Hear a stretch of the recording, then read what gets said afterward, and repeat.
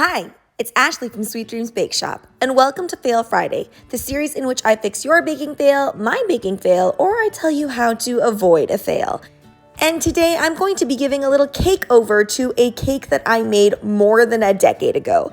Now, I know this cake kind of looks like an attempt at a two-tiered cake, but what I actually wanted to do was make a tall cake. I just ran out of cake. So I decided to give it another go and make a tall cake. Now, this would entail me using an actual proper pan and knowing the correct measurements of things. So I'm just using a 10 by 10 square pan, and I am cutting it into 4, and I'm going to layer it with this buttercream. Now, the buttercream that I used was American buttercream, which is why it has that texture that you see there in the original picture, and instead today I'm going to be using my favorite Italian meringue buttercream to crumb coat and fill this cake. Now, fail number 1 with that original cake was I didn't actually do a crumb coat because I had no idea what a crumb coat was. So obviously that's going to cause all of those edges to be super wonky.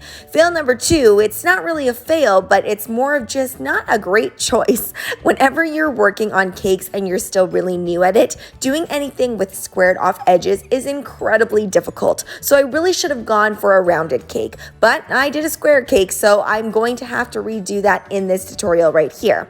Now, I will say it is tricky to get this nice and squared off, and even after I finish covering this completely, I still end up with a patch here and there, but I'm not going to be too picky about it because I'm just going to cover it up. One of the funniest things about this cake is that it probably took me around 3 hours to make. I know that sounds a little bit ridiculous considering how small the cake is, and the figures are really nothing that impressive. But this little pig here only takes me about 15 minutes or so to execute completely. So what I'm doing here is I'm putting a skewer in, which I never did with my original cake, and then I'm creating the little pig's body just out of some pink fondant. Then I'm creating the legs and arms by just making a little bit of a cone shape and then indenting to create that little bottom portion of the feet. Something I know now that I didn't know back then is that you let the body rest just a little bit before you add on the head portion so that it doesn't all just kind of clump together and sink down. If you noticed in my original picture, the petals of my roses are incredibly thick. So the biggest thing here is just to make sure I'm thinning out my roses. I also hand cut each petal out in that original rose. So here all I'm doing is I'm using my special cutter, and it really cuts down the time. I think one of those roses took me about an hour to create. So this was much faster. I think I created the larger rose in under 3 minutes. Adding on the head of my pig by just creating a nice sphere and then putting it on top. I will add on the details of that later on. One of the big things that I'm doing differently this time around than that time around is I'm working on different parts of things and going back to other things. I think I always knew that using water helped fondant adhere to fondant, but it always turned out to be a sticky mess. So I really have learned now to just apply a little bit of water or edible glue if it's something heavier. Now in the photo, it seems like I tried to use those sanding sugar sprinkles to cover up any patches.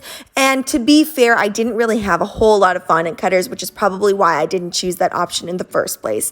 Now I have a ton of fondant cutters, so I'm using all of these little flowers to cover up any patches. Now, instead of using sprinkles, yes, sprinkles is what I used for the original pupils in that pig. I am just drawing it on with some edible food gel. And the reason that I use sprinkles is because I didn't have edible food gel in this color. So I was just trying to be innovative and think of what I had. I am positive that if back then I had sugar pearls available to me, I would have used them. So I'm going to put a whole bunch on just to add a little bit of glamour. Now, I also noticed that I had a lot of varying colors in my rose, and I really actually wanted to create this look, but I had no idea how, so I just created a bunch of varying different types of pink and put them together, hoping for the best. Just adding on my last bits of petal dust and some edible food gel on those hands and feet, and doing a few more flowers here and there. Now, I know in the original picture it shows the pig holding a calla lily, but I really didn't feel that went with this cake, so I decided to just put that little daisy flower in his hand.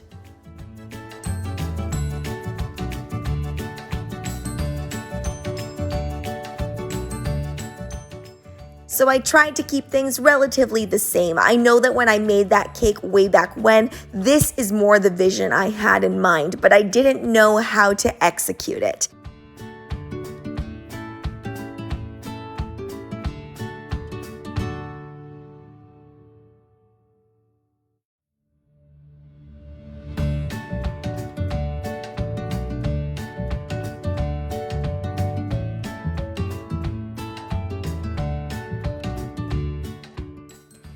Now let's get into the pricing of this cake. This cake is pretty straightforward, and it's made out of one 10 by 10 inch square pan, and I would only make it as a custom order.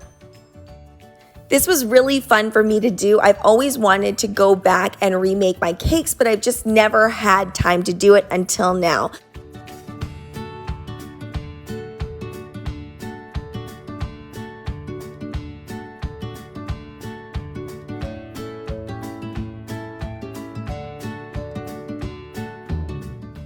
Thanks so much for watching, guys. Don't forget to like, share, and subscribe so you can be part of the Sweetie fam. Right now, I'm uploading daily, so make sure you hit that notification bell so you know when I upload. Also, be sure to comment, request, or ask a question. I love hearing from you guys. Bye!